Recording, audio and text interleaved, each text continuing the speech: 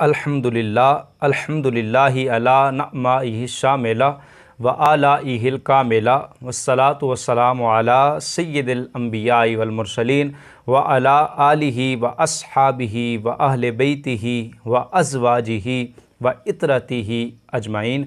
मोहतरम नाज़रीन व सामईन, अस्सलामु अलैकुम व रहमतुल्लाहि व बरकातुहू। आज की इस वीडियो का मौज़ू सुख़न आपने थंबनेल पर से ज़रूर बर पढ़ लिया होगा। जी हाँ नाज़रीन, हमारे इस मुआशरे के अंदर बहुत सारे लोग ऐसे हैं कि जिनको इस्तंजा करने का मसनून तरीक़ा आता ही नहीं है, लेकिन बहुत सारे लोग ऐसे भी हैं जिनको इस्तंजा करने का मसनून तरीक़ा तो आता है, लेकिन फिर भी वो इस्तंजा करने के दौरान बहुत सारी, जी हाँ नाज़रीन, बहुत सारी गलतियों का शिकार हो जाते हैं, जिसकी वजह से तहारत कामिल, अकमल और मुकम्मल नहीं हो पाती। जी हाँ नाज़रीन, आइए चलते हैं इस वीडियो के अंदर और जानने की कोशिश करते हैं कि इस्तंजा करने का मसनून और सही तरीक़ा क्या है। Please subscribe our official channel Qumaisi Official and don't forget to press the bell icon, like, comments and share our videos। जी तो नाज़रीन, हम आ चुके हैं आज की इस वीडियो के अंदर और इस वीडियो में हम जानने की कोशिश करेंगे कि इस्तंजा करने का मसनून और सही तरीक़ा क्या होता है। जी तो नाज़रीन, जब भी आपको इस्तंजा करने की हाजत और ज़रूरत महसूस हो और आप इस्तंजा खाने के दरवाज़े तक पहुंच जाएं, तो आपने इस्तंजा खाने के दरवाज़े में दाखिल होने से पहले एक काम कर लेना है। वो काम क्या है कि आपने दुआ पढ़ लेनी है। दुआ का फ़ायदा क्या होगा?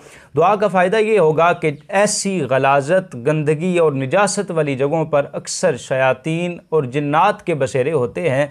तो जब आप ये दुआ पढ़ लेंगे तो ये दुआ इंशाअल्लाह अज़्ज़ा व जल्ला उन जिन्नात, शयातीन और आपके दरमियान एक हद्द फासिल करार पाएगी। दुआ क्या है, मैं पढ़ता हूँ, आप याद फरमा लीजिए। दुआ है बिस्मिल्लाहि अल्लाहुम्मा इन्नी आऊज़ु बिका मिनल खुबूसी वल खबाइस। आपने ये दुआ पढ़ लेनी है और दुआ पढ़ने के बाद आपने जब इस्तंजा खाने के दरवाज़े में दाखिल होना है तो आपने अपना बायां पाँव जो है वो पहले अंदर दाखिल करना है और इस तरह आपने इस्तंजा खाने में, वाशरूम में दाखिल हो जाना है। दाखिल होने के बाद जब आप बैठेंगे तो बैठते वक्त आपने दो बातों का ख्याल रखना है। दो बातें कौन सी हैं? उनमें से पहली बात जिसका आपने ख्याल और ध्यान रखना है वो ये है कि जब आपने बैठना है तो आपने इस बात का ख्याल रखना है कि आपका चेहरा या आपकी पीठ जो है वो काबतुल्लाह की तरफ ना हो, वो बैतुल्लाह की तरफ ना हो। अगर आप बैठ चुके हैं फिर आपको ख़याल आता है कि आपका चेहरा या आपकी पीठ जो है वो काबतुल्लाह की तरफ है, तो आपने तवक्कुफ़ नहीं करना, रुकना नहीं है, बल्कि आपने फ़ौरन से पहले फिर जाना है और अपनी सिमत को, यानी अपने चेहरे या अपनी पीठ को काबतुल्लाह की तरफ से फेर लेना है। ये पहली बात थी जिसका आपने ख्याल रखना है। और दूसरी बात जिसका आपने अज़हद ख्याल रखना है वो ये है कि जब आप बैठेंगे तो आपने अपने बाएं पाँव पर, यानी अपनी बाईं टांग पर जो है वो ज़रा सा दबाव देकर बैठना है। उसका फ़ायदा उलमा ने बयान किया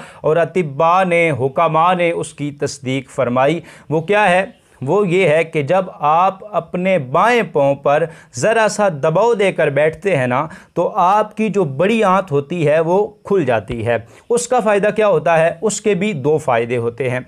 दो फ़ायदे ये होते हैं कि एक तो आपका मसाना जो है वो मुकम्मल तौर पर ख़ाली हो जाता है और दूसरा उसका फ़ायदा ये होता है कि गलाज़त के इखराज में भी आसानी हो जाती है। तो ये दो फ़ायदे जब आप अपने बाएं पाँव पर ज़रा सा दबाव देकर, ज़ोर देकर बैठेंगे तो आपको मुयस्सर आ जाएंगे।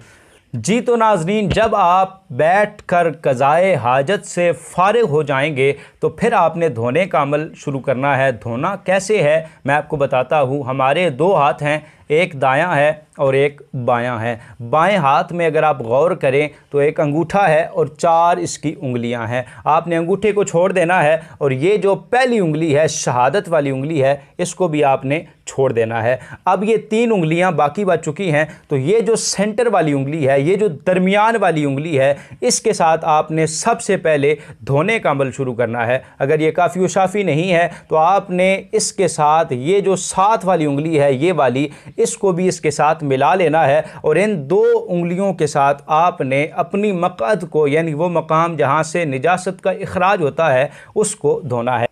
ये 2 उंगलियां भी अगर काफ़ी व शाफ़ी ना हो तो आपने इस तीसरी उंगली, छोटी उंगली को भी साथ मिला लेना है और इन तीनों उंगलियों के साथ आपने अपनी मक़अद को, यानी जहाँ से गलाज़त का इखराज होता है, उस मकाम को धोना है। कितना धोना है? इस कदर धोना है कि आपके दिल को तमानियत नसीब हो जाए, आपका दिल इत्मीनान हासिल कर ले कि अब जो है वो निजासत और गंदगी ज़ाइल हो चुकी है और तहारत जो है वो हासिल हो चुकी है। आपने इस कदर धो लेना है और धोने के बाद आपने अपने हाथ भी धो लेने हैं। हाथ धोने के बाद आपने इस्तंजा खाने के दरवाज़े से बाहर आना है, तो बाहर आते वक्त भी आपने 2 चीज़ों का ख्याल रखना है। वो 2 चीज़ें कौन सी हैं? उनमें से एक चीज़ तो ये है कि आपने जब बाहर आना है तो आपने सबसे पहले अपना दायां पाँव जो है वो इस्तंजा खाने के दरवाज़े से बाहर रखना है। और दूसरा काम ये करना है कि आपने दुआ पढ़ लेनी है।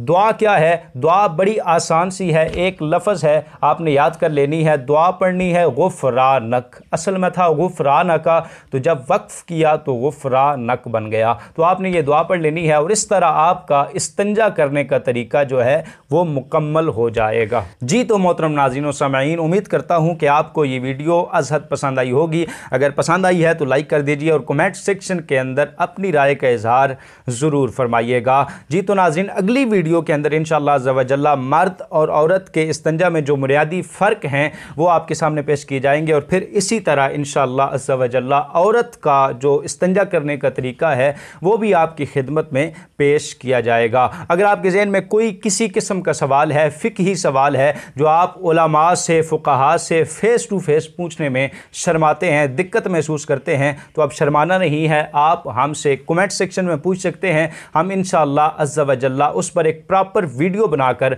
आपकी खिदमत में पेश करेंगे और अगर वो पर्सनल मैटर हुआ तो इंशाअल्लाह अज़्ज़ा व जल्ला पर्सनली तौर पर आपको उसका जवाब जो है वो इरसाल फरमा दिया जाएगा। वस्सलामु अलैकुम व रहमतुल्लाहि व बरकातुहू।